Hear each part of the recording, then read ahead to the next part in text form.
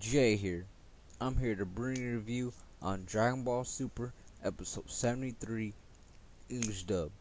Okay, let's get this started. Okay, at the beginning of this episode, it go it goes to like in the middle of outer space. I don't know where it is. It doesn't say where it is. It's just like a noodle spot, just in the middle of nowhere in space.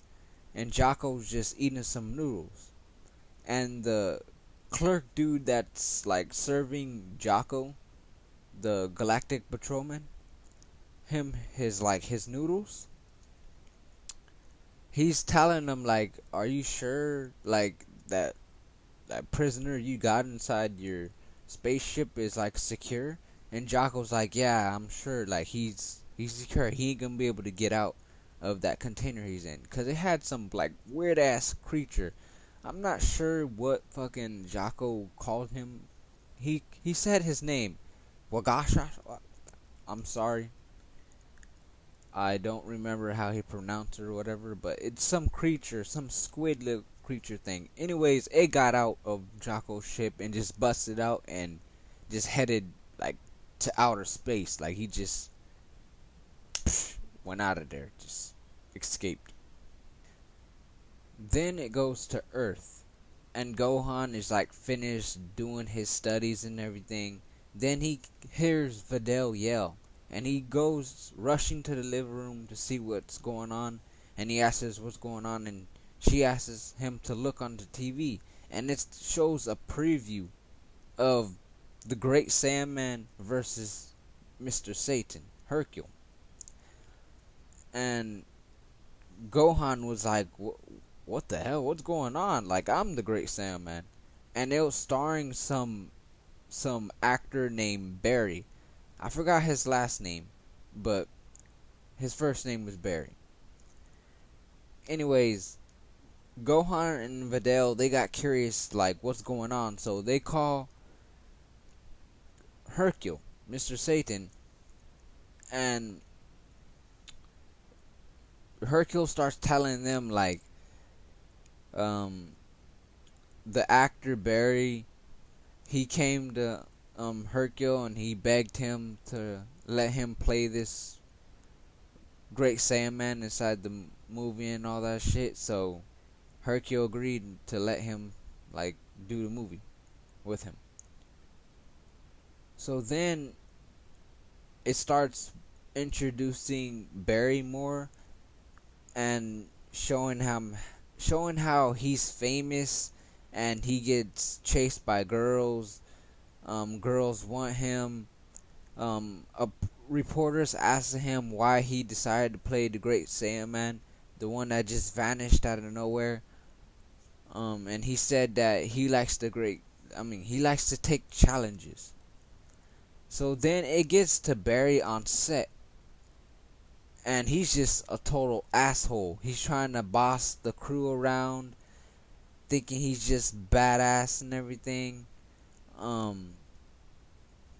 Then like Hercule showing, like, while this is happening, Hercule showing Gohan, Videl, and Pan around the set and everything. And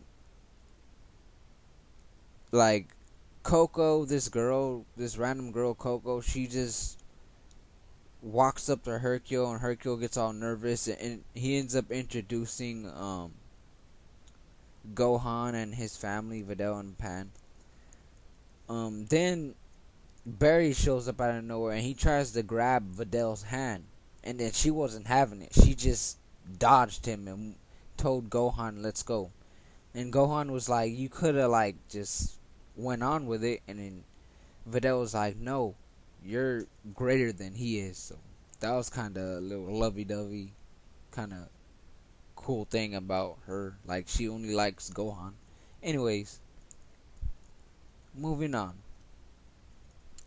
They started about to film the first scene, and Barry wanted the stuntman to do like some extreme stuff, like the actor. Well, he wasn't the actor, but the stuntman. He wanted the stuntman to do extreme stuff. So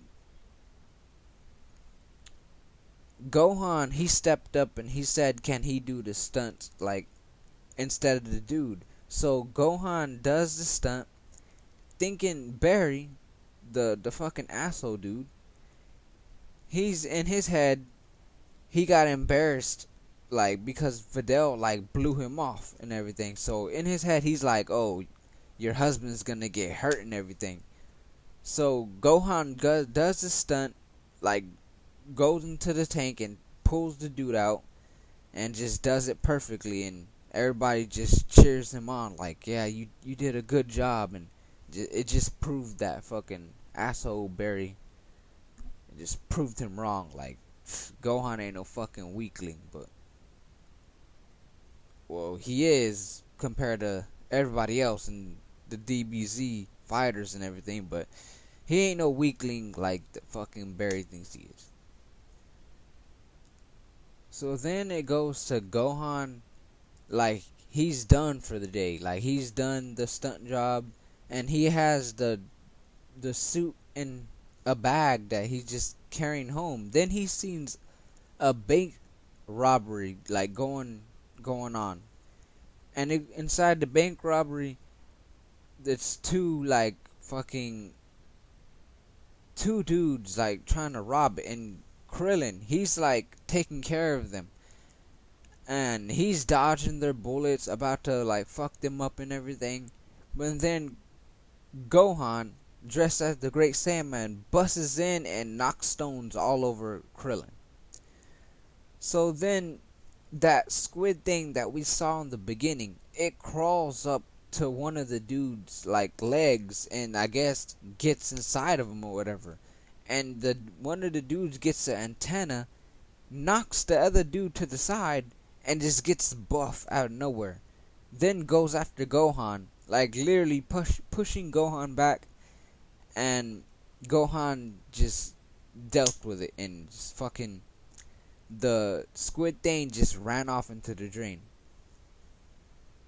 So then what happened at the bank robbery with the Great Saiyaman, it blew up on the news, and everyone thought it was fucking Barry that did that. It was just like a stunt for the movie or whatever. That's what everybody thought on the news. So the next day, Gohan goes to like his stunt job, and all the crew and all that shit, like the workers, they group around and they start telling Gohan, we know that was you. Like, you took the suit home and that had to be you. And then Bulma shows up out of nowhere, and she just creates an excuse for him to get out of it. She was like, no, I had another prototype suit that got stolen, and blah blah blah. She saved him, and then Gohan, he just got the suit and ran off and said he had to go get dressed. So then it goes to Bulma and Gohan talking on the suit on the roof. I'm sorry. And Coco overheard him say that he was the Great Saiyaman, and I guess all that. And then she started asking Gohan, can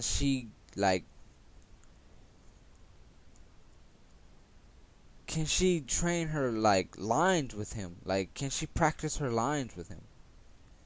Like, to get it right. Like, she can't do it with Barry. So Gohan agrees, and then once he gets to the top of the roof or whatever, she starts saying, why don't we just fly home? And Gohan's like, he's like stunned, like, what? And he's like, yeah, I know you're the Great Saiyaman. I can't believe it was just little you. And so Gohan agrees to just fly her, and then he has her on the back, and he's flying her all over the city. And then out of nowhere, Jocko shows up, and he doesn't know Gohan is the Great Saiyaman. So he starts thinking like, oh, you're the Great Saiyaman that's been going around, so you must be that squid thing, that fucking creature. So he fires his cannon, and it's about to hit the girl and Gohan, and then the episode ends. So this episode, I liked it. It was enjoyable. It was funny.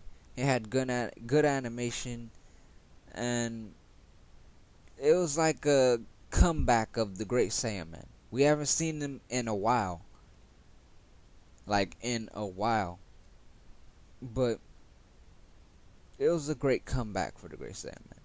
Like I'm not a huge fan of the Great Saiyaman because fucking Gohan was just dope back then. Super Saiyan 2 versus Cell.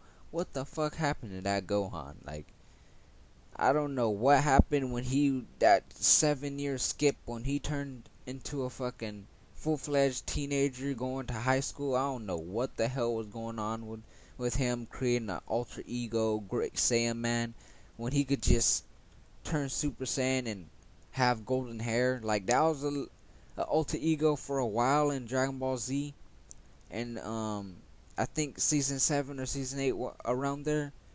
But Gohan was just dope back then, but now he's just the Great Saiyaman, a dad, a fucking, I don't know, man. I loved Gohan as Super Saiyan 2 Teen Gohan, and this Gohan, he's alright. He's not the worst, but I miss the old Gohan. Anyways, this is just a throwback to the Great Saiyaman. It's kind of filler until we get to the next arc, which is, the Tournament of Power. So, I'm Jay, and thank you for watching, and catch you on my next video.